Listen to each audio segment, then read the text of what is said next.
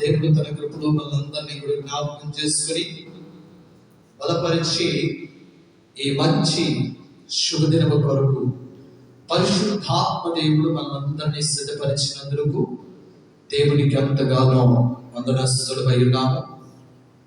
దేవుడు తన మహాకనికరము చేత అద్భుతమైన మన ఎడల కృప చూపుతూ బలపరిచి ఈ శుభదినము కొరకు సిద్ధపరిచినందుకు దేవునికి ఎంతగానో కృతజ్ఞతలమయ్యాను.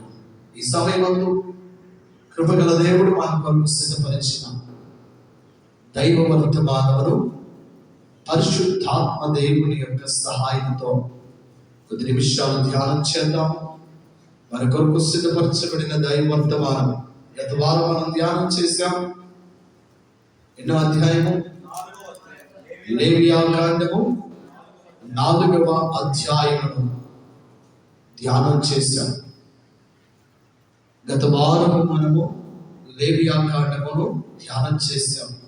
అధ్యాయము వెంబడి అధ్యాయమును ధ్యానం చేస్తూ అధ్యాయము వెంబడి అధ్యాయములో ఉన్న దేవుని యొక్క భావజాలం, ఈ అధ్యాయాలను పరిశుద్ధాత్మ దేవుడు ఎందుకు రాయించాడు, దేవుని యొక్క ఆలోచన ఏంటి, ఈ అధ్యాయాల వెనక ఉన్నటువంటి దేవుని యొక్క ఉద్దేశం ఏంటి, ఆనాటి తరానికి రాయిస్తే ఈనాటి తరము ఈ అధ్యాయము ద్వారా ఏం నేర్చుకోవాలి, నేర్చుకున్న వాటిని ఎలా అవలంబించాలి, మన జీవితాన్ని ఎలా మలుచుకోవాలి అన్నది అధ్యాయము వెంబడి అధ్యాయం దేవుని యొక్క ముఖ్యమైన ఉద్దేశాన్ని మనము ధ్యానం చేస్తూ వస్తున్నాం.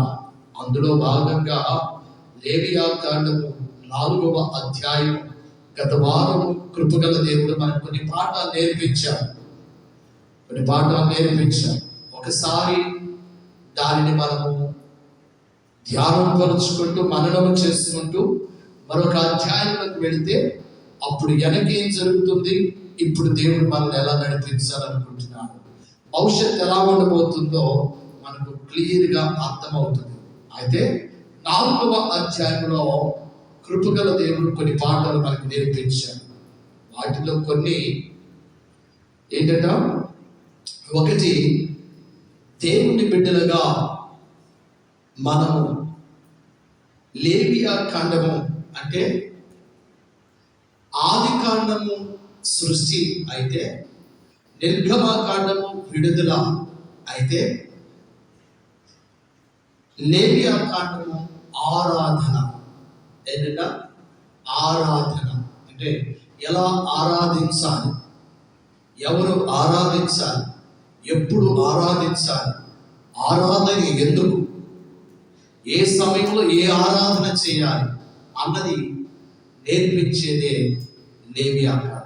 లేవీలు అనగానే మనకి అహరోను సంతానం అని గుర్తుపెట్టుకోవాలి. అంటే యాజకులు అని అంటే, యాజకులు ఎవరు అనంటే అహరోను సంతతికి ఈ యాజకత్వం అంటే ఆరాధించే, దేవుని మహిమపరిచే ఈ యాజకత్వపు బాధ్యతలను దేవుడు వారికి అప్పగించారు. వారు తన ప్రజలు ఎలా ఆరాధించాలి, దేవుని సన్నిధికి వచ్చిన తర్వాత దేవుని సన్నిధిలో మనం ఏ ఆరాధన చేయాలి, ఎలా ఆరాధిస్తే దేవుడు దాన్ని గైకుంటాడు అనే విషయాలను తెలియపరిచేదే ఈ లేవియాకాండం. అయితే ఈ లేవియాకాండంలో 4వ అధ్యాయం ఉంది.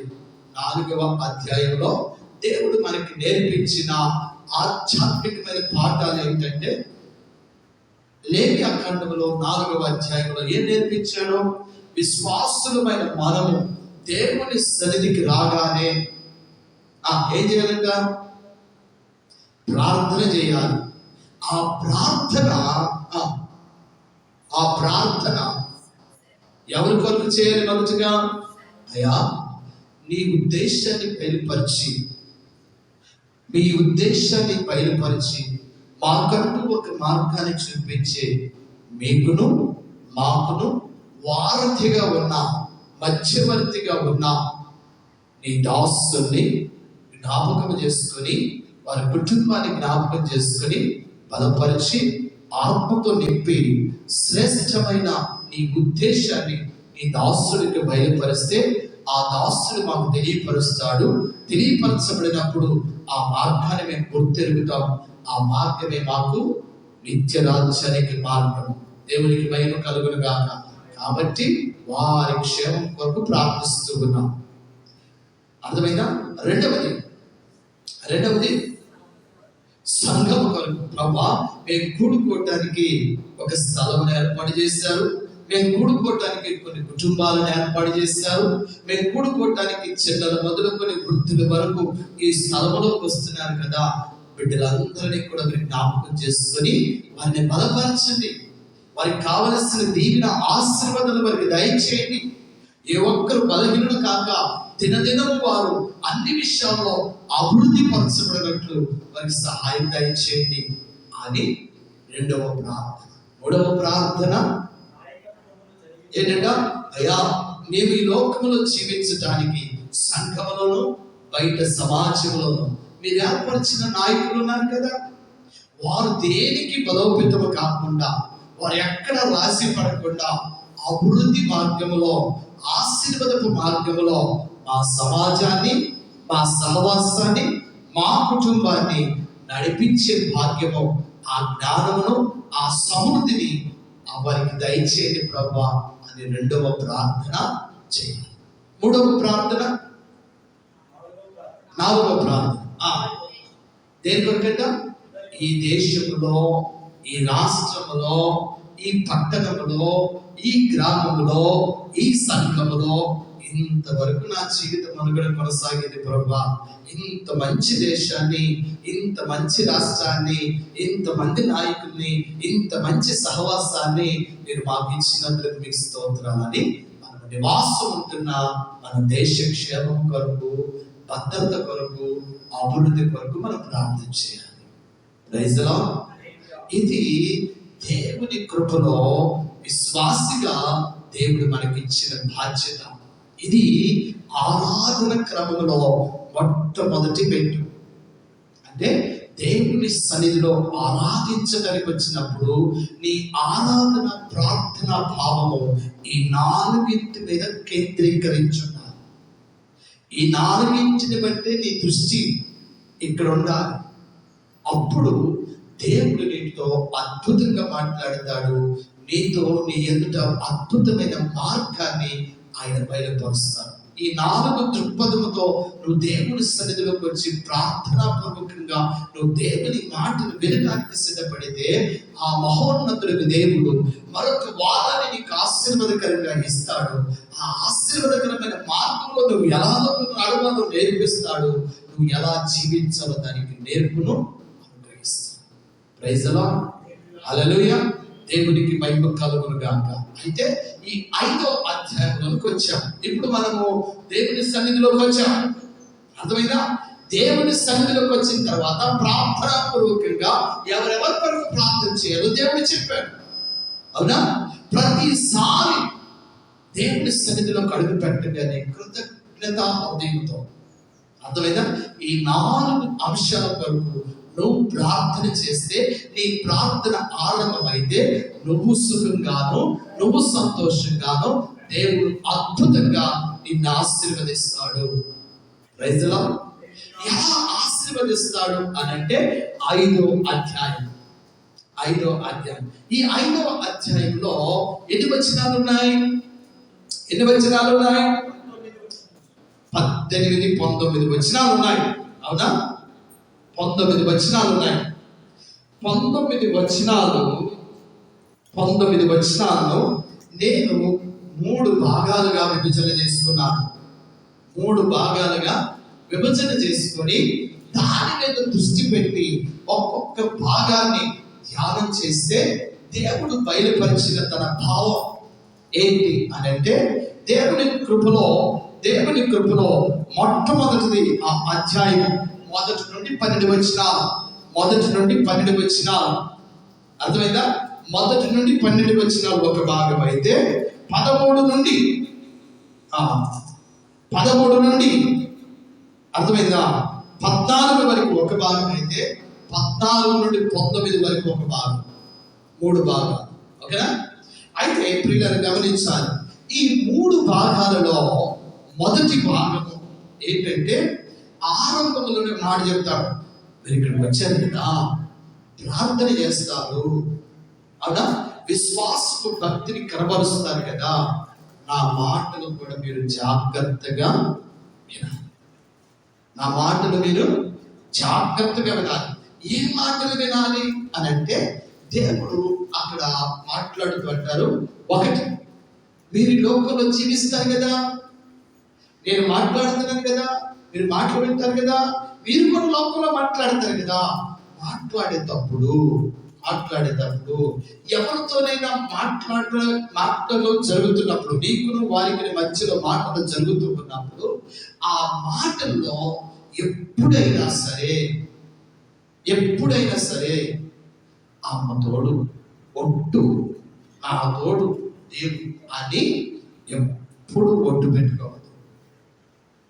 అర్థమైందా? ఎప్పుడు ఒట్టు పెట్టుకోవద్దు. ఎందుకు అనంటే ఒట్టు పెట్టుకోవటం ఎందుకు పెట్టుకుంటారు ఒట్టు? ఒకటి, అబద్ధం ఆడితే దాన్ని ఖచ్చితంగా నిజమని చెప్పడానికి ఒట్టు పెట్టుకుంటావు. రెండవది ఎదుటిని నమ్మించడానికి నువ్వు ఒట్టు పెట్టుకుంటావు. ఇదే కాదు, నువ్వు నీతి యథార్థంగా ఉంటే ఒట్టు పెట్టుకోవలసిన అవసరం లేదు. నీ మాట అవునంటే అవును, కాదంటే కాదు, అదే. వాడిని వీడిని నమ్మించాల్సిన అవసరం. నీ నీతి కలిగిన యథార్థమైన మాట ఈ రోజు నమ్మకపోయినా ఒక రోజు వెలుగులోకి వస్తుంది. వాడు నమ్మకపోవచ్చు, నువ్వు నమ్మించాల్సిన అవసరం. నీ యథార్థమైన మాట ఈరోజు ఒకవేళ నమ్మకపోయినా ఒకనాటికి నేను వెలుగులోకి తీసుకొస్తా. మొదటిది అర్థమైందా? ఆయన నేర్పించిన పాఠం ఏంటంటే, నేను ఎవరితో మాట్లాడినా యథార్థంగా మాట్లాడతాను. నేను ఎవరితో మాట్లాడినా నా సంభాషణ యథార్థంగా ఉంటుంది.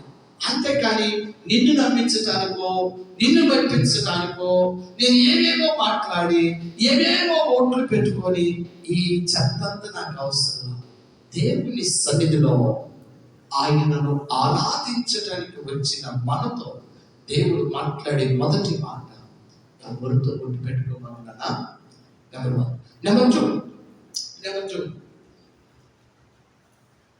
అపవిత్రమైన వాటిని, అపవిత్రమైన పనులు, అపవిత్రమైన ఆలోచనలు, అపవిత్రమైన వారి వైపు నువ్వు తిరగొద్దు, వాటిని తాగొద్దు, వాటి వైపుగా నువ్వు చూడొద్దు. నాతో ఈ 2వ భాగాన్ని ధ్యానం చేస్తున్నప్పుడు కృపగల దేవుడు బయలుపరిచిన మాట ఏంటంటే, అపవిత్రమైన జనాంగాన్ని కానీ, అపవిత్రమైన ఆలోచనలు కానీ, అపవిత్రమైన పనులు కానీ, అపవిత్రమైన తలంపులను నీ తాకిడి దాని మీద పడదు. అర్థమైందా? తాకిడి అంటే నీ చూపు కానీ, నీ మాట కానీ, నీ సహవాసం కానీ, నీ బాంధవ్యం కానీ, వాటిని తాకొద్దు, వాటి వైపుగా వెళ్ళదు. రాత్రి సిద్ధపాటు కుడికిలో మొదటి అధ్యాయం, పరిశుద్ధాత్మదేవుడు కీర్తన గ్రంథం మొదటి అధ్యాయంలో 4 భాగాలుగా విభజన చేశారు. ధన్యులు ఎవరు అనంటే, పాపులను, అపహాస్కులను, అవునా, దుష్టులు. వీరికి ఎవడైతే దూరంగా ఉంటాడో వాడు నా దృష్టిలో ధన్యుడు. ధన్యుడు అంటే మానవుని యొక్క ఆలోచన, మానవుని యొక్క తలంపు ఏంటంటే, పేరు సంపాదించుకుంటే, ప్రఖ్యాతి సంపాదించుకుంటే, అవునా, నలుగురిలో మన హోందాగా ఉంటే ఇది ధన్యత. అబ్బా, వాడు భలే దీవించబడ్డాడయ్యా, వాడు అదే కొనుక్కున్నాడయ్యా, ఇది కొనుక్కున్నాడా, భలే ధన్యుడయ్యా. ఇది కాదు, ఇది మానవుని యొక్క ఆలోచన. ధన్యులు అంటే మనం ఆలోచన చేసే స్వభావం. కానీ దేవుడు ఏం చేస్తాడు? దేవుని బట్టి అంచనా వేసి ధన్యుడు అంటారంటే, ఎప్పుడైతే పాపము తలంపులు, ఎప్పుడైతే పాపులు, ఎప్పుడైతే అపహాస్కులు నీ ఎదుటికి వచ్చారో, వారి నుండి ఎప్పుడైతే నీ జీవితాన్ని మళ్లించుకొని వారికి దూరంగా ఉంటావో, దేవుని దృష్టిలో వాడు ధన్యుడు. అదే ఈ మాట 2వ భాగంగా మాట్లాడుతూ అంటాడు, అయ్యా, మొదటిది నీ పదజాలం అవునంటే అవును, కాదంటే కాదు. Praise the Lord. ఆ పదజాలం కూడా యథార్థంగా ఉండాలి. ఎలా ఉండాలి? యథార్థంగా ఉండాలి. ప్రేమతో మాట్లాడాలి. నెంబర్ టూ, నీలో ఎప్పుడు యథార్థత పోతుందో, నీలో ఎప్పుడు ప్రేమ పోతుందో, పాపము ఆటోమేటిక్గా జరుగుతుంది. పాపము ఆటోమేటిక్గా నీకు తెలియకుండానే పాపం జొరబడిపోతుంది. అప్పుడు నువ్వు ఒక్క తప్పు చేసి 100 అబద్ధాలు, అర్థమైందా? ఒక్క తప్పు చేసి దాని చుట్టూ అల్లేస్తావు. ఇది నా సన్నిధిలో నిలబడే వారికి తగదు. అర్థమైందా? ఎందుకు అనంటే నేను పరిశుద్ధుడు, నేను ప్రేమ కలిగిన వాడు, నేను నీతి యథార్థత కలిగిన వాడు. అలాగే మీరును ఎవరైనా పరిశుద్ధులై ఉండాలి, మీరు ప్రేమించే వారై ఉండాలి, మీరును నీతి యథార్థత కలిగిన వారై ఉండాలి. Praise the Lord. ఇవి కలిగి ఉండాలి అంటే మన పదజాలము అపవిత్రపరచబడకుండా, అర్థమైందా?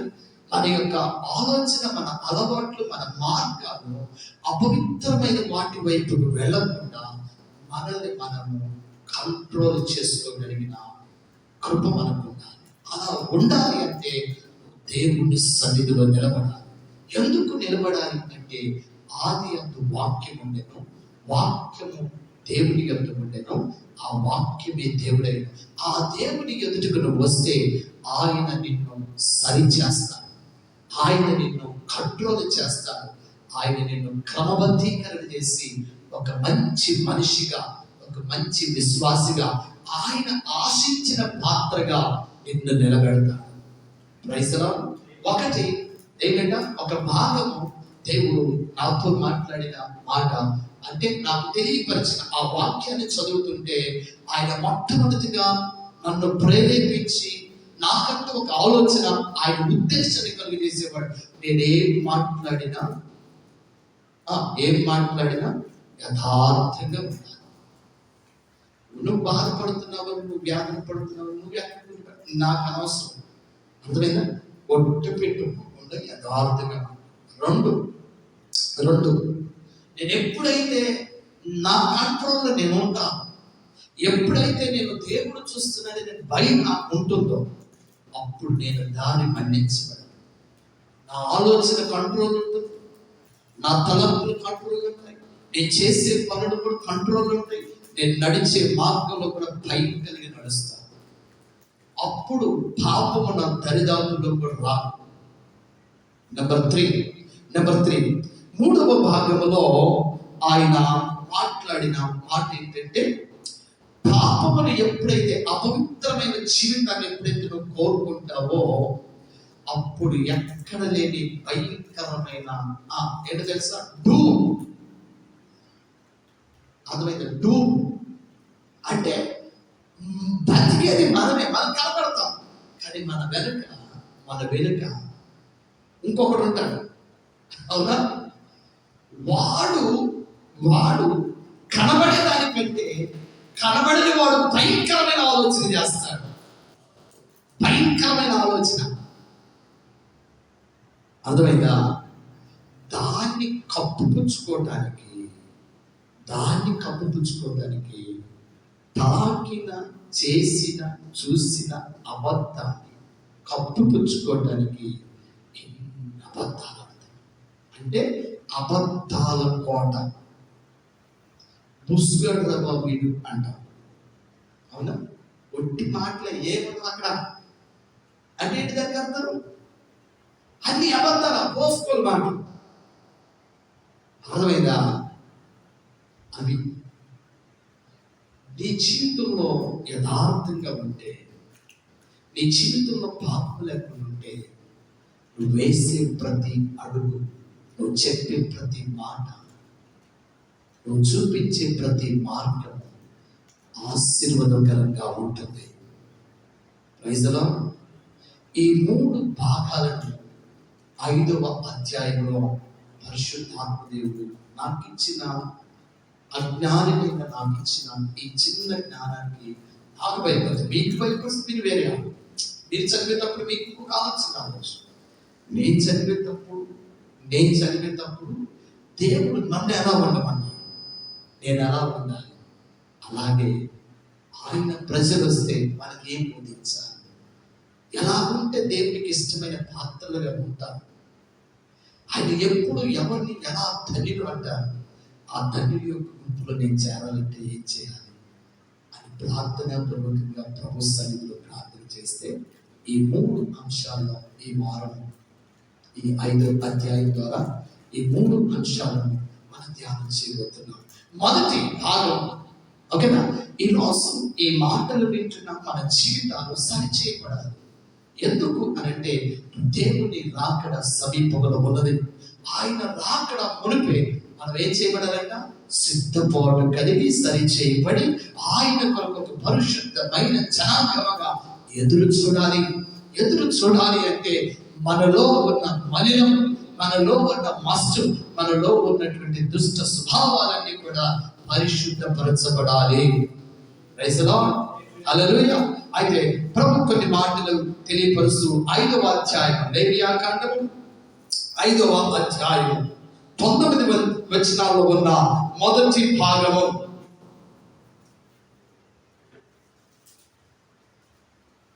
మొదటి భాగం చదువుదాం. ఒకడు ఒట్టు పెట్టుకున్న వాడై తాను చూచిన దాని గురించి గాని తనకు తెలిసిన దాని గురించి గాని సాక్షి అయి ఉండి దాన్ని తెలియచేయక పాపము చేసిన యెడల అతడు తన దోష శిక్షను భరించును. మరియు ఒకడు ఏ అపవిత్ర వస్తువునైనా పుట్టిన యెడల అది అపవిత్ర మృగ కళేబరమే. ఈ వచనంలో మొట్టమొదటిగా ప్రభు మాట్లాడుతున్న మాట ఏంటంటే, ఒకడు ఒట్టు పెట్టుకునే వాడై తాను చూసిన దానిని గూర్చి గాని తనకు తెలిసిన దానిని గూర్చి గాని సాక్షి అయి ఉండి దాన్ని తెలియచేయక పాపము చేసిన యెడల అతడు తన దోష శిక్షను భరించును. అర్థమైందా? ఒక విషయం మనకు తెలిసిందండి, అర్థమైందా? ఆ విషయంలో నువ్వు సాక్ష్యం చెప్తేనే అవతల వాళ్ళకి మేలు కలిగింది. అర్థమైందా? 2 వర్గాల మధ్య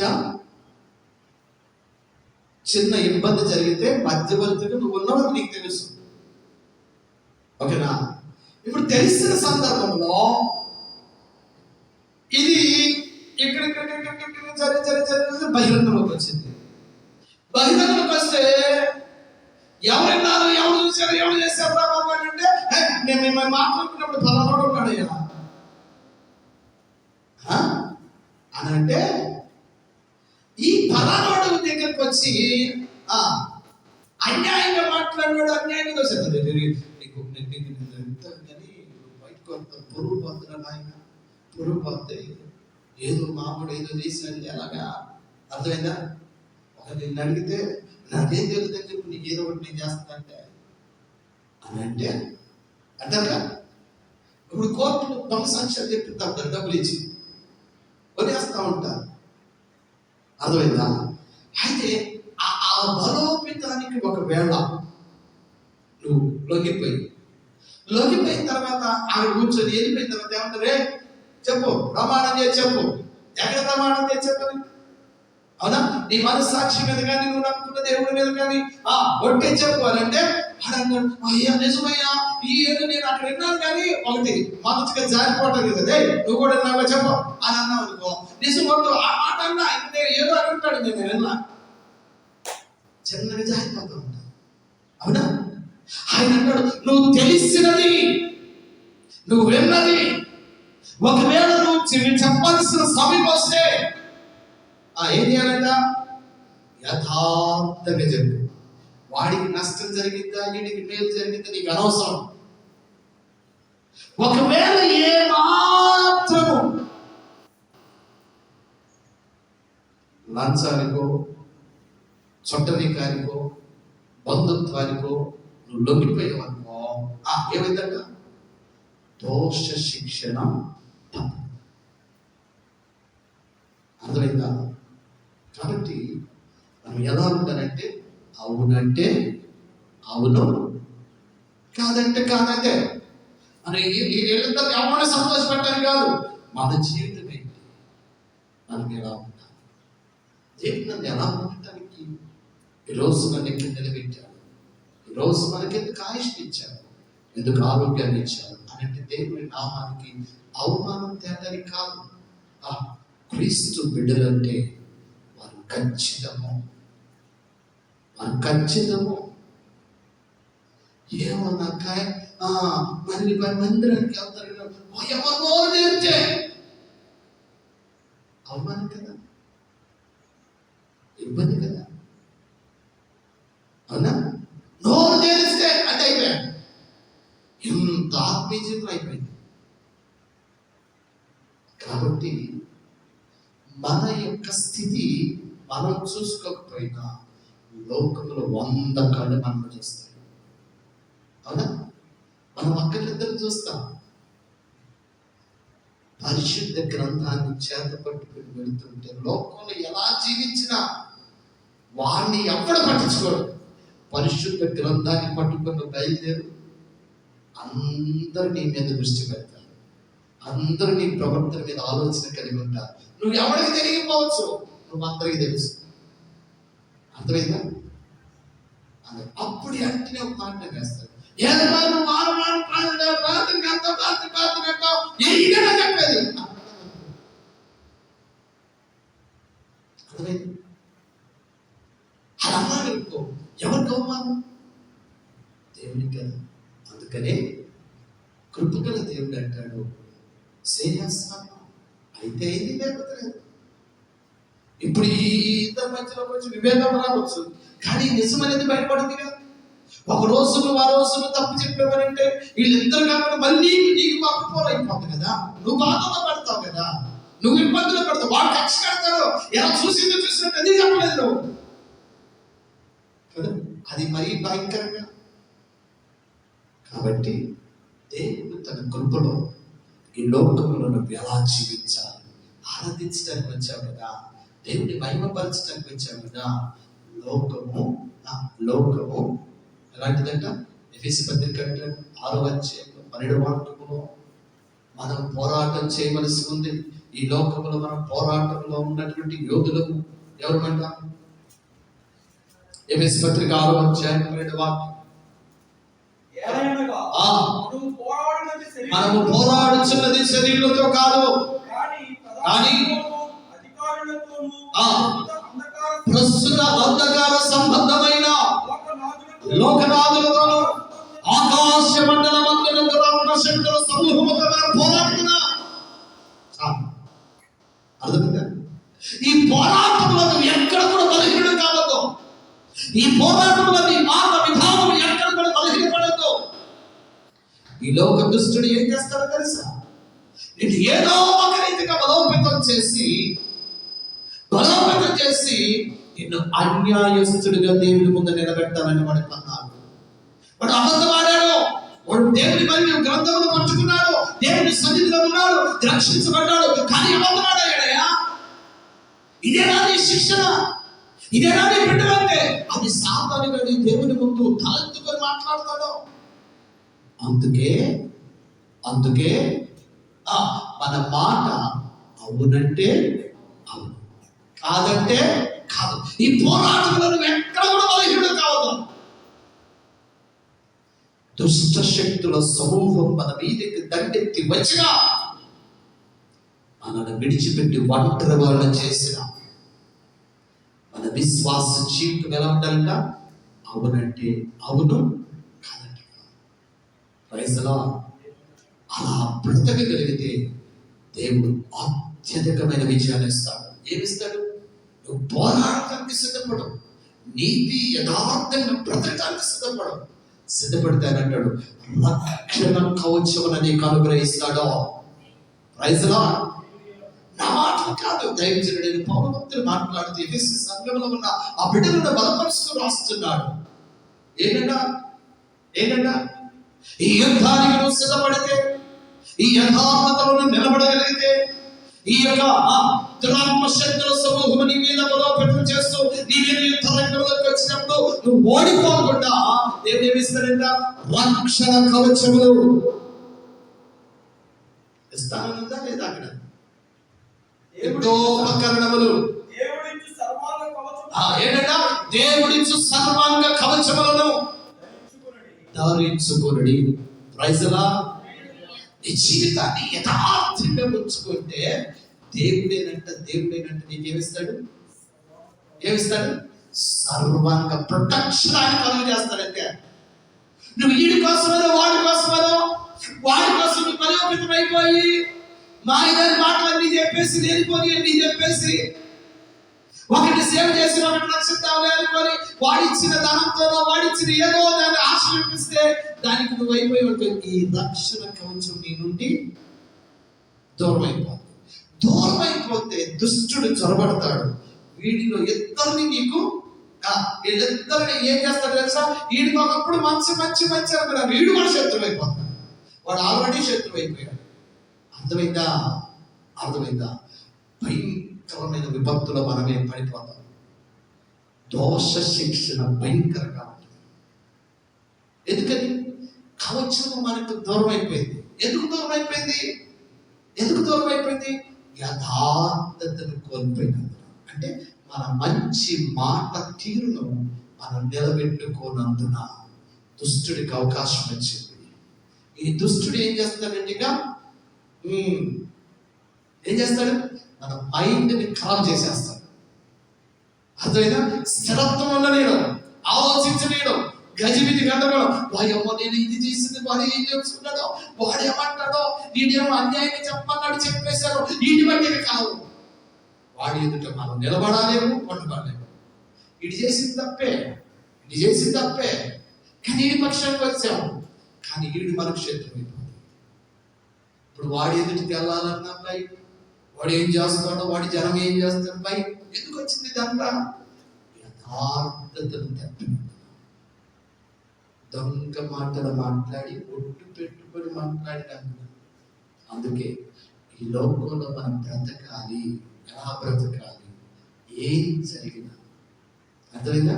యథార్థంగా బ్రతకాలి. అవునంటే అవును, కాదంటే కాదు. అర్థమైందా? అలా బ్రతికితే దేవుడు మనకేమిస్తాడంట? సర్వాంగ కవచము. ఎవడు నిన్నేం చేయలేడు అంతే. వాడి అంత పొదుపరి కావచ్చు, వాడి ఎన్ని ప్రయత్నాలను చేసుకొని దేవుడిచ్చిన ఆ సర్వాంగ కవచములను ధరించుకున్నావా, దేవుడు నిన్ను ఆ స్థితిలో నిలబెడతాడంటే. Praise the Lord. హల్లెలూయా. దేవునికి మహిమ కలుగును గాక. మనం యథార్థంగా జీవిస్తే చాలండి. అర్థమైందా? యథార్థంగా దేవుని యొక్క మహాకృపలు ఆయన చూస్తున్నాడని మన జీవితం మనుగడ, మనం మాట్లాడే తీరి విధానాన్ని మనం కాచుకొని నిలబడగలిగితే ఆయనే సర్వాంగ కవచం మనకు ధరింపజేస్తాడు. ఎలా నడవాలో, ఏం చేయాలో, ఎప్పుడు ఎలా స్పందించాలో, ఎవరితో ఎక్కడ ఎలా మాట్లాడాలో ఆయన ఆత్మజ్ఞానాన్ని దయచేస్తాడో. Praise the Lord. ఆ కృపలో దేవుడు మనల్ని బలపరిచి నడిపించును గాక. ఆమేన్. సర్వాంగ కవచముతో మహోన్నతులకు దేవుడు యథార్థమైన మార్గంలో మనల్ని బలపరిచి నడిపించును గాక. రెండవది అదే 3వ వచనంలో ఆయన మాట్లాడుతూ అంటాడు, మనుషులకు తగులు అపవిత్రతలో ఏదైనను ఒకనికి తెలియకుండా అంటిన యెడల, అనగా ఒకనికి అపవిత్రత కలిగిన యెడల, ఆ సంగతి తెలిపిన తరువాత వాడు అపరాధి అగును. మరియు కీడైనను మేలైనను మనుషుల వ్యర్థముగా గుర్తు పెట్టుకొని చేసినవని కొడుకు మాటలు మరి దేనినైనను యోచించుట. గెహాజీ ఏం చేశాడు? ఆదాము ఏం చేశాడు? అర్థమైందా? అడిగారు దేవుడు అడిగాడు, ఆదాము ఎక్కడా? నేను ఎక్కడ దాక్కున్నానయ్యా. దాక్కున్నావా? ఎందుకు దాక్కున్నావు అంటే నువ్వు నాకు ఇచ్చావు కదా, నిజం ఒట్టు ఆమె చేస్తేనే నాకు ఈ బాధ వచ్చింది, అందుకే దాక్కున్నా అని దేవుడు ఎదుట సాగు చెప్పాడు. గెహాజీ ఉన్నాడు, ఎవరైనా ఒక గొప్ప దైవజనుడుకు పరిచారకుడు, దైవ ప్రత్యక్షతలో ఎన్ని కార్యాలు జరుగుతూ ఉంటే ఆయన చూసిన వాడు. ఏమన్నాడు? ఏమి గెహాజీ, ఎక్కడికి వెళ్తున్నావా అని అనమాట. ఏం లేదండి, నేను అక్కడికి వెళ్ళా, ఇక్కడ దాకా వెళ్ళా, హాస్పిటల్ దాకా వెళ్ళి వచ్చేసా. నిజమేనా? అయ్యో నిజమండి. నువ్వు ఎక్కడికి వెళ్ళితువు నీతో కూడా నా ఆత్మ రాలేదా? ఎందుకు అబద్ధం ఆడతావు? ఎందుకంటే ఒట్లు పెట్టుకున్నావు? ఏ నయమానైతే కుష్టి రోగాన్ని విడిచిపెట్టాడో ఆ కుష్టి రోగము అంటే యథార్థత లేని ఒట్టు పెట్టుకున్నందున గెహాజీకి వాడు వదిలేసి తగ్గించుకున్నాడు. సాగు చెప్పి తప్పించుకోవడానికి ప్రయత్నం చేసినందున ఏదేదో వరకులో నుండి ఆదాము అమ్మను గీటి వేయబడ్డారు. ఆత్మీయ సభ్యుల క్రొత్త నిబంధనలో, క్రొత్త సంఘంలో దేవుని ఎదుట అబద్ధమాడి అందరూ చేస్తున్న ప్రమాణానికి వీళ్ళు కూడా ఉప్పొంగి ఎంత ప్రయత్నం చేసినా అమ్ముడుకొని ఫలాన్ని దేవునికి ఎప్పుడైతే సమర్పణ చేశారో అద్భుతమైన రేటు, వారు అనుకున్న దానికంటే ఎక్కువ రెట్టింపు వస్తే ఇదంతా దేవునికి ఇచ్చేయాల అనుకొని మరి ఏం చేస్తారు, దాన్ని పక్కన పెట్టేసి ఇంతే వచ్చినాయా, నిజంగా ఇంతే వచ్చిందా, వడ్డాయా ఇంతే వచ్చింది, అసలు మేము ఇప్పుడు నాకు 2 సంవత్సరాలు ప్రయత్నం చేసాము, మేము వచ్చి అనుకున్నాము, అది 50,000 60,000 కడుగుతున్నాడు, ఇప్పుడు ఎందుకు అడిగి 5 లక్షలు. అర్థమైందా? అంటే దేవుడు కన్నారుగా, అయ్యా అంతమంది అంత దేవుడికే, అన్నకి ఎప్పుడు లేని రేటు 5 లక్షలకు వచ్చేసింది అని అందులో కొంత తీసుకొచ్చి మనం అనుకున్నాం కదా, ₹1,00,000 ఎంతమంది అనుకున్నాం కదా, లక్షిద్దాంలే, అంతకంటే ఎక్కువ కదా, మనకి 50,000 60,000 అడుగుతుంటే లక్షించారు, దేవుడు 5 లక్షలు ఇచ్చారు, ఈ 4 లక్షలు పక్కన పెట్టేద్దాంలే అనేసి అక్కడికి వచ్చారు. ఏమా ఏంటి సంగతే, ఏమయ్యా అన్నయ్య ఏంటి, ఇంతేనండి, నిజంగా ఇంతేనండి, నిజంగా మాట్లాడుతూ ఉంటేనే ఆయన అన్నమాట ఏంటి తెలుసా, దోష శిక్ష అన్నాడు మొదటి. అవునా? మాట్లాడుతూనే తన ప్రాణములను విడిచిపెట్టాడు. ఆయన తీసి పక్కన పెట్టారు. ఏమా ఏంటమ్మా, నిజమండి, అంతేనా, మీ ఆయన కూడా అన్నాడు, అదే వాస్తవేనా, అందరికీ వాస్తవేనండి. ఓయమ్మ, ఎందుకు దురాత్మ శక్తి మిమ్మల్ని ప్రేరేపిస్తుంది, అది మీ దగ్గర ఉన్నప్పుడు మీదే కదా దేవునికి ఇస్తామన్నాడు. దేవుడు దాన్ని తన పరిచర్యలకు ఆశీర్వదించి ఇచ్చాడు కదా, లేవు పెట్టాడు. అయ్యా ఎంత ఇచ్చినా కానీ మేము ఎంత ఇస్తామంటే అయిపోతుందిగా. మాట్లాడుతూ ఉండగానే ప్రాణాలను కోల్పోయారు. అంటే మన మాట యథార్థంగా లేకపోతే ఆత్మీయ జీవితాన్ని ఆర్పివేస్తుంది. రెండో మాట అంటాడు, మీరు ఇక్కడ ఉంటారు కదా, దేవుని వాక్యం చేత పరిశుద్ధపరచబడ్డారు కదా, లోకంలోకి వెళతారు, అలా ఈ వారం అంతా లోకంలో గడపాలి. అవునా? ఈ వారం అంతా లోకంలో గడిపేటప్పుడు మీకు అనేక మంది ఎదురవుతారు, అనేకమైనవి ఎదురవుతాయి, అనేకమైనవి మీరు చూడాల్సి వస్తుంది, తాకాల్సి వస్తుంది, చేయాల్సి వస్తుంది. అవునా? ఎందుకంటే ఎప్పుడు ఏం జరిగిందో మనకు తెలియదు కదా, ఎప్పుడైతే తెలియదు కదా. అయితే ఆయన మాట్లాడుతూ అంటున్నాడు 4వ వాక్యములో ఏమంటున్నాడు, కీడైనను మేలైనను మనుషులు వ్యర్థముగా ఒట్టు పెట్టుకొని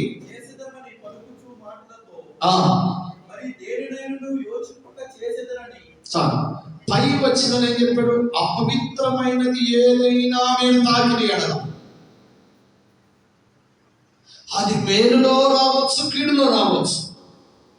ఏమండి, ఈ చుట్టూ ఉన్న జనాంగికులు, అర్థమైందా, వారు పరిశుద్ధులో అపవిత్రులో వారికి మేలు కలుగుతున్నా కీడు కలుగుతున్నా, నీ ఎదుట మేలైనది జరుగుతున్నా కీడైనది జరుగుతున్నా జాగ్రత్తగా మీరు పరిగణలోకి తీసుకోవాలి.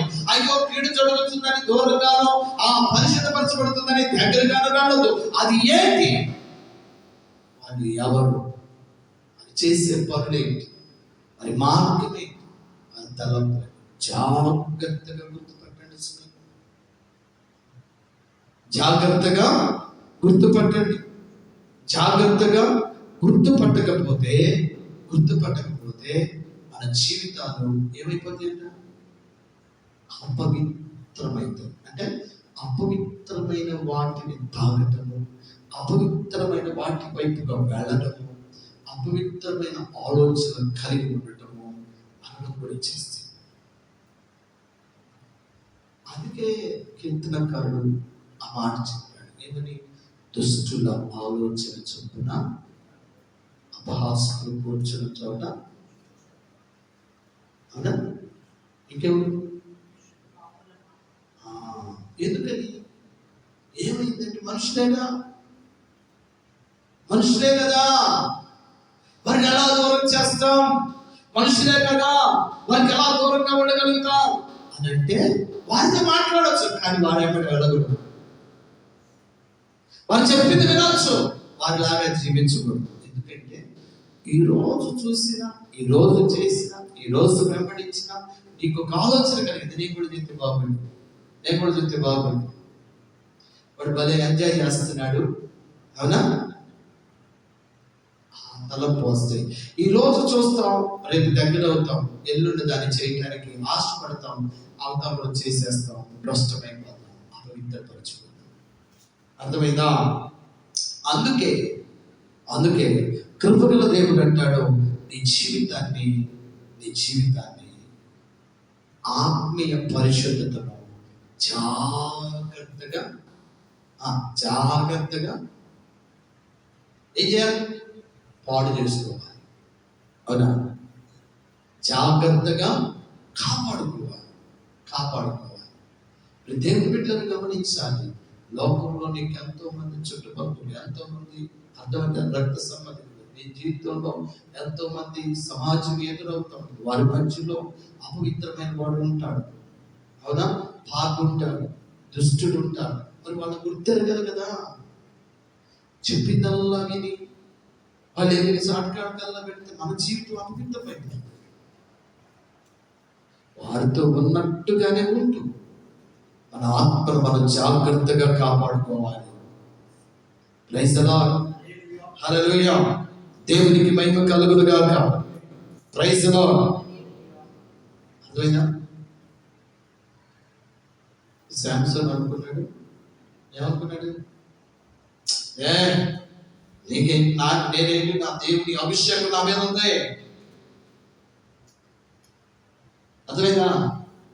నా దేవుని అభిషేకము లేదా నా దేవుని ఇచ్చిన రక్షణ లేకపోతే నాకు బలం ఉందే, శక్తి ఉందే, ఎవడన్నా ఏం చేయగలరా అనుకున్నాడు. ఏమైపోయాడు, అజ్ఞానంతో. ఫిలిష్తీయులు ఎవరండి, దేవునికి విరోధమైనటువంటి వారు. ఎప్పుడు నుండో అర్థమైందా? అమాలేకీయులు, ఫిలిష్తీయులు, వీళ్ళంతా దేవునికి విరోధమైన కార్యాలు చేస్తారు. వాళ్ళతో మనకేంటి, వాళ్ళ ఆలోచన మనకెందుకు, వాళ్ళ తలంపులు మనకెందుకు? అసలు లోకస్తులు చెప్పినట్టు నువ్వు ఎలా నడుస్తావు, లోకస్తులు చెప్పినట్టు నీ జీవితాన్ని ఎలా ప్రణాళిక చేసుకుంటావు? నువ్వు దేవుని బిడ్డమే, దేవుని యొక్క అనుసంధానంలో ఆయన రక్తమ చేత కడగబడిన వ్యక్తి కదా, నీకేది కావాలన్నా దేవుని యొక్క అడుగు. నేను ఇలా చేస్తే ఎలా ఉంటుంది, మేము అలా చేస్తే ఎలా ఉంటుంది, ఈ ఇంటిని ఎలా కట్టాలి, ఆ ఇంటిని ఏం చేయాలి, ఎందుకు సలహా దేవుడు? అర్థమైనా? ఫిలిష్తీయులతో మనకే పనండి, వాళ్ళతో సహవాసం చేయడానికి కాదు, వారి మాటలు వినడానికి కాదు. వాళ్ళతో ఏంటి, ఒక స్త్రీ ఏం చేసింది, తన ఆత్మీయ జీవితాన్ని కొట్టదీసేసింది, అందరిగా నిలబెట్టింది. ఇప్పుడు దేవుడు బిడ్డరా, మన జీవితంలో మన పవిత్రత పవిత్రత చాలా విలువైనది. ఆ పవిత్రత, ఈ పరిశుద్ధ మార్గం వచ్చింది. ఎలా వచ్చింది?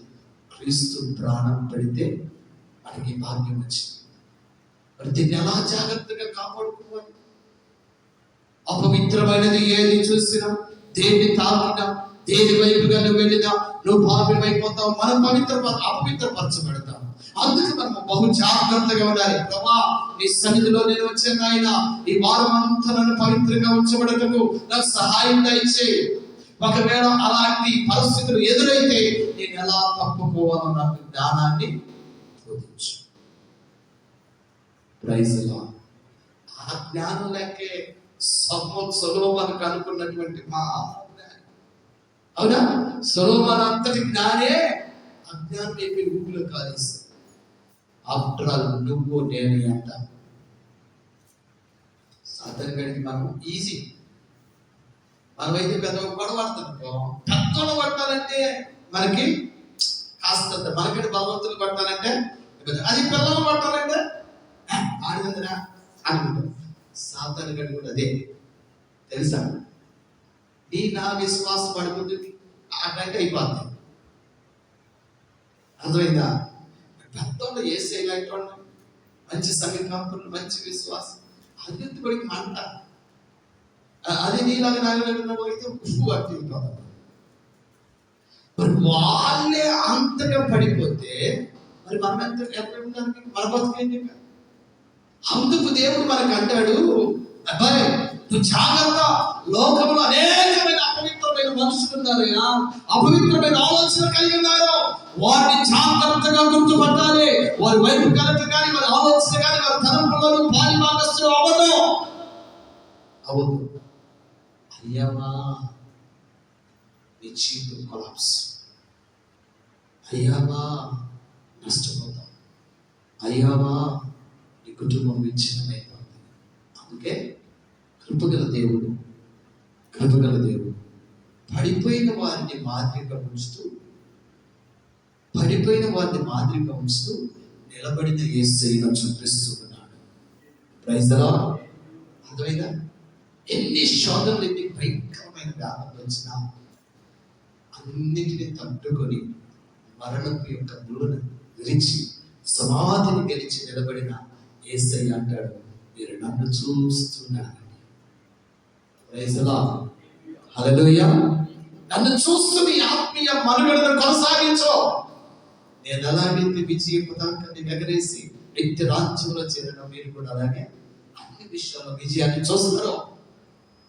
అలా చూడాలంటే ఒకటి, నీతి కలిగిన మాట, నీతి కలిగిన జీవితం ఉండాలి. రెండు అపవిత్రత అనేది మన జీవితంలో రాదు.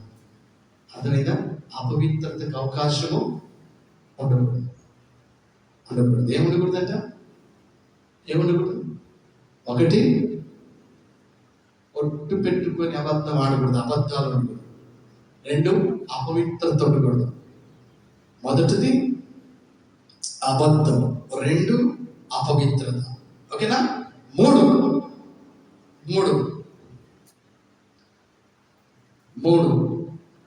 14. మరియు యెహోవా మోషేకు ఇలాగు సెలవిచ్చెను, ఒకడు యెహోవాకు పరిశుద్ధమైన వాటి విషయములలో పొరపాటున పాపము చేసిన యెడల తాను చేసిన అపరాధమునకు నీవు ఏర్పరచు వెల చొప్పున పరిశుద్ధమైన తులముల విలువగల నిర్దోషమైన పొట్టేలును ఏంటంటే తెలుసా? ఒకవేళ పొరపాటు ఏదైనా జరిగిందనుకో, ఎందుకు జరిగింది? క్రీస్తు రక్తములో నువ్వెందుకు కడగబడాలి? ఎందుకు కడగబడాలి? పవిత్రత కొరకు. అవునా? క్రీస్తు రక్తము ప్రతి పాపముల నుండి విడిపిస్తుంది, పవిత్రపరుస్తుంది. అవునా? అలాగనే ప్రియ దేవుని బిడ్డరా, మన పాపపు జీవితము క్రీస్తు రక్తములో కడగబడి పవిత్రపరచబడిన తర్వాత మన ఆత్మీయ మనుగడలో, మన ఆత్మీయ యాత్రలో ఆత్మసిద్ధమే కానీ శరీరము బలహీనం. ఈ బలహీనమైన శరీరం కింద పడతా ఉంటుంది, నిలుస్తూ ఉంటుంది, కింద పడతా ఉంటుంది, నిలుస్తూ ఉంటుంది. అయితే ఏం చేయాలంట? దినదినము వాక్యము చేత ఉదక స్నానము చేయబడుతూ దినదినము ఆత్మలో తీవ్రత కలిగి పరిశుద్ధత కొరకు ప్రయాసపడాలి. అంటే పాపము లేని వాడిగా జీవించడానికి దినదినము ప్రయత్నం చేయాలి. అర్థమైందా? దినదినము తండ్రి, ఈ లోపం నాలో ఉంది, ఈ బలహీనత నాలో ఉంది, ఈ మాటలు నాలో ఉన్నాయి, ఈ మార్పులు నాలో ఉంది, ఈ ఆలోచన నాలో ఉంది. నీ వాక్యము ద్వారా నాలో తండ్రి ఈ బలహీనతలన్నిటిని తొలగిపోయినట్లు నీ ఆత్మ బలాన్ని నాకు దయచే, నీ పవిత్రతను నాకు దయచే, నీలో నేను నిలిచి ఉన్నట్లు నన్ను ఒక ఆయుధముగా వాడుకో ప్రభువా. Praise the lord.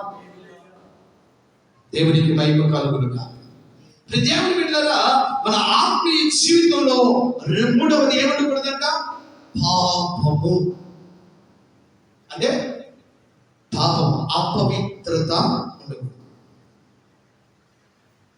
దాని కొరకు మనం జాగ్రత్తగా అందుకే ఏం చేయాలంట? దినము దేవుని సన్నిధిలో, దినము దేవుని మాట, దినము దేవుని యొక్క నడిపింపు అప్పగించుకుంటే దేవుని సన్నిధి, దేవుని మాట, దేవుని నడిపింపు మనల్ని ఎక్కడికి నడిపిస్తుంది? యథార్థతలోకి. అవునా? యథార్థతలోనికి, పరిశుద్ధతలోనికి, పాపము లేని వారిగా మనల్ని బలపరిచి నడిపిస్తుంది. Praise the Lord. దేవుని యొక్క ఆలోచన, దేవుని యొక్క భావము, దేవుని యొక్క ఉద్దేశం ఏంటంటే దేవుని ఎదుట నువ్వు యథార్థంగా నిలబడాలి. దేవుని ఎదుట పాపము లేనివాడిగా నువ్వు నిలబడాలి. దేవుని ఎదుట పవిత్రపరచబడిన వ్యక్తిగా నువ్వు నిలబడాలి. అందుకు దేవుడు నీకు ఆయుష్ని, ఆరోగ్యాన్ని ఇస్తున్నాడు. ఎందుకు అంటే చేసిన పొరపాటులను సరిచేసుకొని మరలా ప్రభా, ఈ వారంలో నేను ఏ బలహీనతలోనైతే పడిపోయానో ఒకసారి ఆ బలహీనతల వైపు నేను వెళ్ళకుండా, ఆ బలహీనతలు నాలోనికి రాకుండా నన్ను బలపరచు, పవిత్రపరచు, నాకు నీ మార్గాలను బయలుపరచు, ఆ మార్గంలో నడిపించు తండ్రి. Praise the Lord. అలాగ మనం నడవటానికి సిద్ధపడాలి. అప్పుడు దేవుడు మనల్ని జ్ఞాపకం చేసుకొని ఏం చేస్తాడంట? యథార్థమైన మార్గంలో, పరిశుద్ధమైన మార్గంలో మనలను నడిపిస్తాడు. అంతే కదా దేవుడు మనల్ని ఎంతవరకు నిలబెట్టింది. ఎందుకు నిలబెట్టింది? దానికి రెండు కారణాలు. దేవుడు నన్ను నిన్ను ఎందుకు బ్రతికించాడు తెలుసా? మనకు ఆరోగ్యం ఉందనా, వయసు ఉందనా, డబ్బు ఉందనా, పేరుందనా, పదవి ఉందనా, ఉద్యోగం ఉందనా, ఆధిక్యత ఉందనా? కాదు. అందుకు కాదు. ఒకటి సరి చేసుకుంటాము అని. అర్థమైందా? సరి చేసుకుంటాము అని. రెండు, ఎందుకు మనల్ని బ్రతికించాడు అంటే, రెండు, ఆయన అనుకున్న స్థాయికి నిన్ను నడిపించాడు. Praise the Lord. ఒకటి సరి చేసుకుంటాము, రెండు ఆయన అనుకున్న స్థాయికి మనలను నడిపించడానికి. ఎవరు నడిపిస్తాడు ఆయన అనుకున్న స్థాయికి? మనలో ఒకవేళ బలహీనతలు ఉంటే సరి చేసుకోవడానికి ఒక అవకాశం ఇచ్చాడు. ఒకవేళ సరి చేయబడి దేవుని చిత్తానుసారంగా యథార్థంగా పవిత్రంగా పాపం లేకుండా బ్రతుకుతా ఉంటే మనకు అనేకమైన సమస్యలు వచ్చినా, శోధన వచ్చినా, ఇబ్బందులు వచ్చినా, బలహీనతలు వచ్చినా ఆయన సన్నిధిని కానీ, ఆయన మాటని కానీ, ఆయన నడిపింపు కానీ అప్పగించుకోకుండా, వదిలిపెట్టకుండా ఆయన పాదాలు పట్టుకొని ప్రభావాలను దీవించు అని నడుస్తుంటే అనేకమైన సమస్యలు వస్తున్నాయి. అన్నిటిని చూస్తున్న దేవుడు అంటాడు, నేను నిన్ను ఎక్కలేని ఎత్తైన కొండకు నిన్ను ఎక్కిస్తాను. Praise the Lord. ఆ శిఖరాన్ని ఎక్కించేంత వరకు నా ప్రభు నిన్ను విడిచిపెట్టడు. దాన్ని ఎక్కించడానికి దేవుడు మనకి అవకాశాలు ఇస్తున్నాడు. అనేక మంది ముందు నేను సాక్షిగా నిలబడాలి. మనం ఈ లోకాన్ని విడిచిపెట్టే లోపు మనం ఒక చక్కటి మార్గాన్ని ఏర్పాటు చేయాలి. మనం ఈ లోకాన్ని విడిచిపెట్టే లోపు మనకంటూ మన కుటుంబానికి ఒక మాదిరిగా నువ్వు నేను నిలబడాలి. ఈ లోకాన్ని విడిచిపెట్టే లోపులో మనము దేవుని ఎదుర్కోగలిగిన ఆత్మీయ స్థితి మనలో ఉండాలి. Praise the Lord. అందుకే దేవుడు మనకి ఆరోగ్యాన్ని ఇస్తున్నాడు. అందుకే దేవుడు ఆరోగ్యాన్ని ఇచ్చిన దేవుడు అన్నిటినీ సమకూరుస్తున్నాడు. అందుకే దేవుడు అన్నిటికీ సమకూర్చిన వాడు నిన్ను ఈ రోజు సజీవ లెక్కలో నిలబెట్టాడు. Praise the Lord. వాటిని మనం తెలుసుకోగలిగితే, దేవుని ఉద్దేశాన్ని గ్రహించడానికి సిద్ధపడితే, మనం ఎలా ప్రవర్తించాలి, మన యొక్క జీవిత యాత్రని ఎలా ముందుకు తీసుకెళ్ళాలి, మనం ఎలా జీవిస్తే దేవుని దృష్టిలో ధన్యులు అంటారు. ఎలా జీవిస్తే దేవుని దృష్టికి మనం ధన్యులుగా పిలువబడతాం, అది దేవుడు మనకి బయలుపరుస్తాడు. ఆ బయలుపరిచిన మార్గమే మనం ఎలా ఉండాలంటే, ధన్యులుగా జీవించాలంటే మన జీవిత మనుగడను ఎలా రూపాంతరము చేసుకోవాలి, దినదినము ఎలా రూపాంతరము పొందాలి అంటే ఆయన అంటాడు యథార్థంగా బ్రతుకు. అవునంటే అవును, కాదంటే కాదు. నెంబర్ టూ పాపము లేనివాడిగా బ్రతుకు. నెంబర్ త్రీ దేవునికి ఇష్టమైన పాత్రగా జీవించడానికి సిద్ధపడు. అర్థమైందా? దేవునికి ఇష్టమైన వాడిగా, మనుషులు కాదు. నువ్వెప్పుడైతే దేవునికి ఇష్టంగా బ్రతుకుతావో అప్పుడు లోకానికి, లోక ప్రజలకు నువ్వు కష్టమైపోతావు. అయినా పర్వాలేదు. దేవుడి కదా నడిపించేది, దేవుడి కదా నిలబెట్టేది. ఈరోజు కష్టతరమైన నీ జీవితం వారి కష్టతరమైన నీ కుటుంబానికి కానీ, నీ బిడ్డలకు కానీ, లేదా సమాజానికి కానీ, సంఘానికి కానీ నువ్వు ఎవరు పట్టించుకోవట్లేదా? నువ్వు యథార్థంగా ఉన్నావు, పవిత్రంగా ఉన్నావు, దేవుని సంతోషపరుస్తూ దేవుని కొరకు బ్రతుకుతున్నావు. కానీ లోకం నిన్ను వెలివేసింది. లోకంలో లోక మనుషులు, లోక తలంపుల్లో ఉన్న వారు నీకు దూరం అయిపోయారు. అయినా పర్వాలా, దేవుడు చూస్తున్నాడు. ఒక నాటికి నిన్ను ఆశీర్వాదకరంగా మారుస్తాడు. హల్లెలూయా, హల్లెలూయా. అవును, యేషేపు మన ఇంటి జనాంగానికి సరిపడ్డదండి. లెక్క చేయాల తోడబుట్టిన అందరూ, అర్థమైందా? లెక్క చేయాల అమ్మేసుకున్నా. అక్కడ ఉన్నటువంటి యజమానురాలు నిందలేసి, అవమానం చేసి, వంటలు చేసి, జైలు పడేసి, కృపగల దేవుడు, చూస్తున్న దేవుడు, తనలో యథార్థతను చూసిన దేవుడు. Praise the Lord. పాపము లేని జీవితం కొరకు ప్రయాసపడేటట్టు చూసిన దేవుడు, దేవుని కొరకు బ్రతకటానికి సిద్ధపడిన ఆ మనిషిని దేవుడు చూస్తే ఒక్కసారిగా తీసుకొచ్చి అనేక మందికి ఆశీర్వాదకరంగా నిలబెట్టాడు. Praise the Lord. వీడు నా కొడుకు అని చెప్పుకోవడానికి కూడా ఇష్టపడినటువంటి దావీదు అన్నలో కూడా ఆడన చేస్తూ ఒంటరి వాణి చేసి అడవిలో బ్రతికిస్తుంటే, ఆ అడవి ప్రాంతంలోని యథార్థంగా పాపము లేకుండా దేవుని మహిమపరిచే వాడిగా గానములతో ప్రభుని మహిమపరిచిన దావీదు తీసుకొచ్చి సింహాసనం ఎక్కించాడు దేవుడు. Praise the Lord. రెండవ రాజుగా అభిషేకించబడ్డాడు. ఇలా ఎంతమందిని చూడు, వారి జీవితంలో ఆశీర్వాదాన్ని పొందుకోవటానికి గల కారణాలు ఏంటంటే, వారు ఎక్కిన మొట్టమొదటి మెట్టులు ఏంటి అని అంటే, దేవుడు యథార్థంగా బ్రతకమన్నాడు. యథార్థంగా బ్రతికాడు. పాపం జోలికి వెళ్ళకండి అన్నాడు. పాపం జోలికి ప్రాణాలు పోతున్నా వెళ్ళలేదు. అర్థమైందా? మూడవది నా మహిమ కొరకు మీరు బ్రతకండి అంతే. నన్ను సంతోషపరచండి, నేను మిమ్మల్ని సంతోషపరుస్తాను. దాని కొరకు ఏం చేయడానికి నేను సిద్ధపడ్డాను. దేవుడు వారిని అందలా నడిపించాడు. Praise the Lord. ఈరోజు అదే మార్గాన్ని మనకి కూడా ప్రభు వారు చూపిస్తున్నారు. మార్గంలో తేడా లేదు. ఆయన అవునా? ఎవరు? అపోస్తలుగా పిలువబడిన 12 మంది శిష్యులైన, ఆ తర్వాత మార్గాన్ని ఏర్పాటు చేసుకున్నటువంటి మహాగుణులైన, గొప్ప గొప్ప దైవజనులైన, విశ్వాసి అయినా ఎవరైనా అదే మార్గం, యేసయ్య కూడా అదే మార్గంలో నడిచారు. Praise the lord. యేసయ్య నడిచి వాళ్ళందరూ అదే, పెద్దవాడు చిన్నవాడు అనే తేడా లేదు. ఎవడైనా సరే అందరాన్ని ఎక్కాలంటే ఇదే మార్గం, ఇంక వేరే మార్గం లేదు. Praise the Lord. అర్థమైందా?